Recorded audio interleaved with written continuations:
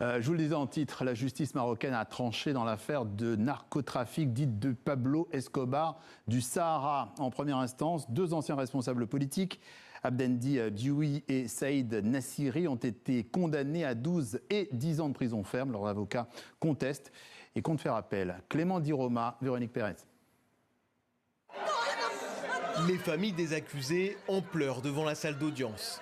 Après le verdict du tout premier procès impliquant d'importantes figures politiques marocaines dans un réseau international de trafic de cocaïne et de cannabis.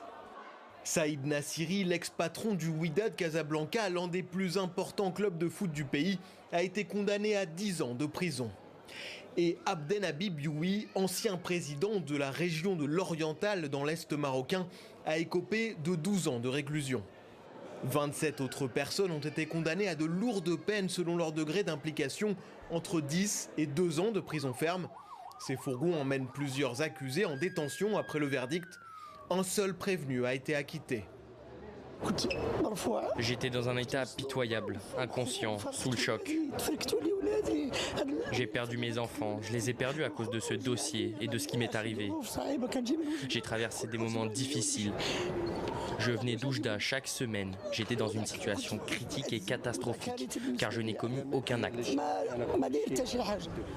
L'affaire a été révélée par un baron malien de la drogue, surnommé le Pablo Escobar du Sahara, Ahmed Ben Brahim. Il purge une peine de 10 ans de prison au Maroc depuis 2019.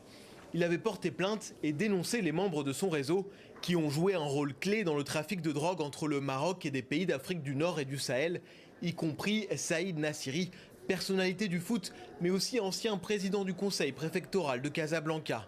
Certains supporters étaient venus le soutenir. Nous sommes convaincus qu'en appel, si Dieu le veut, Saïd sera acquitté. Il a fourni tous les documents prouvant qu'il n'y a rien qui puisse l'incriminer. Ce verdict est très sévère et nous demandons qu'il soit infirmé en appel et qu'il soit acquitté. Les 2 principaux accusés étaient aussi 2 figures du parti Authenticité et Modernité, membres de la coalition gouvernementale qui se prépare aux élections législatives marocaines en septembre 2026.